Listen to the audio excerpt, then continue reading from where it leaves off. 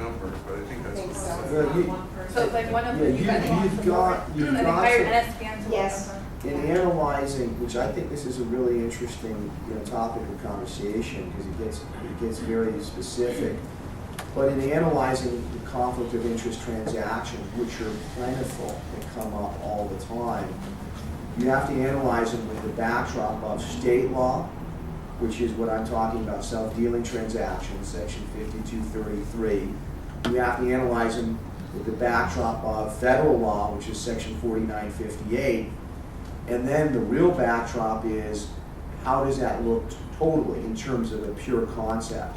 So I told you the rule in California, by the way, it's an unusual rule in California. Most states don't allow you to compensate directors at all. California, interestingly, in the departure of normally where they would stand, they said that you could actually compensate up to 49% of the directors. But in terms of purely how charities are run, any conflict of interest are really looked poorly upon, and especially in the media sense, where if the media gets a hold of that, you take, you take that private jet down to Florida to go for your vacation, and they get wind of it, it's over. You're done. Literally, you're done. Careers are ruined because there is so much, investigation and microscopic tendencies of the press and the media and the public to really bear down on these charities, that the bigger ones have a lot to gain, and in particular the people that are working within those organizations. So, I don't know if anybody heard of Dan Pallotta? Anybody know who that is? Slightly off topic, but it's relevant in terms of what happened to him. And he was a professional fundraiser. The AIDS Walk, everybody know about the AIDS Walk? He was the creator of that vision. Ultimately, he became one of the biggest professional fundraisers. He raised close to $357 million net dollars for charities. Huge amount of money. What had happened to him is that when he raised the money, they look at how much, of course, went to put, the fundraising expenses, and they found that 47% went to the charity, and the rest really went to putting on the event. And he got completely crucified by the media, and his career was over. He raised a lot of money for charity, cared a lot about the charities that he worked with, but the public's perception of him was changed, and the media took the hold of it, and he couldn't recover. I think it took many years off. He just wrote a book called Uncharitable. Actually, it's a really interesting book. Yeah. Take a look at. I know they even if they don't pay the board members. I know a lot of the nonprofits we've done. It's always whenever we do those functional expenses, people look at even the people who are running the nonprofit. They want you to put most of the numbers under program versus general, because people look at that before they make contributions. They look at the audited financials to see what's the percentage that's going to the general, running the nonprofit versus the actual program or the charity.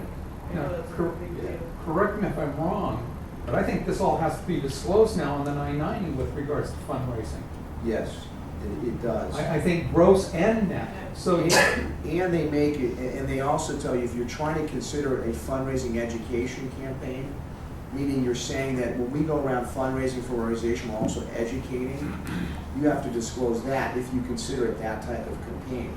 I actually have a client who currently is being investigated because he wanted to make himself look a little bit better, so he called certain expenditures education or program expenses, and the Attorney General of California did not agree with his assessment.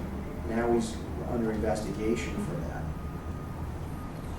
Is that when they come to you? That's No, that's like a general question. If something like that, let's say, comes up, Yeah, I mean, that's when they call you, right? Yeah, I mean, it could be a time. I'm mostly on the transactional side of working with organizations and stuff like that. I have a question. What if we have 990s, the nonprofits that have, it's already been set up, but let's say they don't have the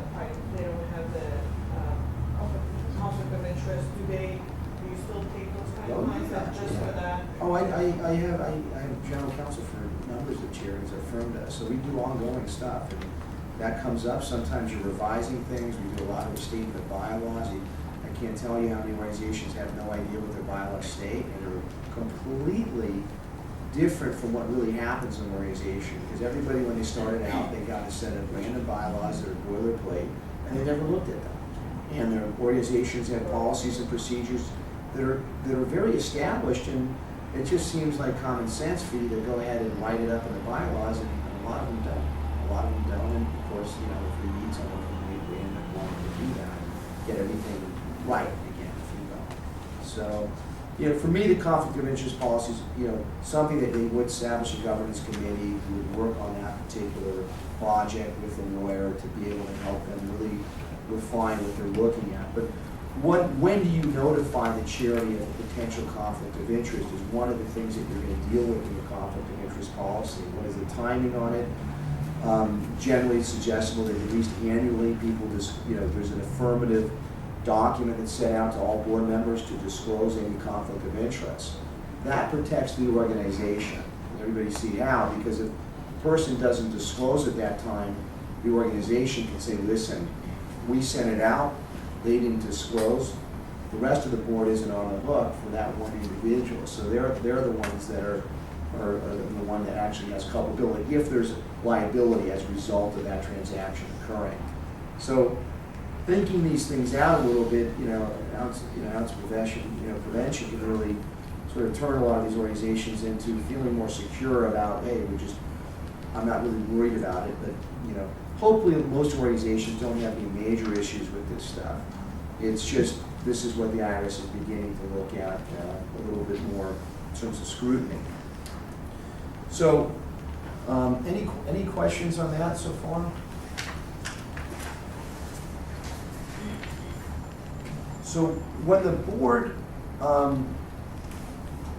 is understanding that there's actually a conflict of interest, and hopefully it's been disclosed by whichever board members it is, then the board has to engage in a vote of the transaction. The interested board members obviously recuse themselves. The transaction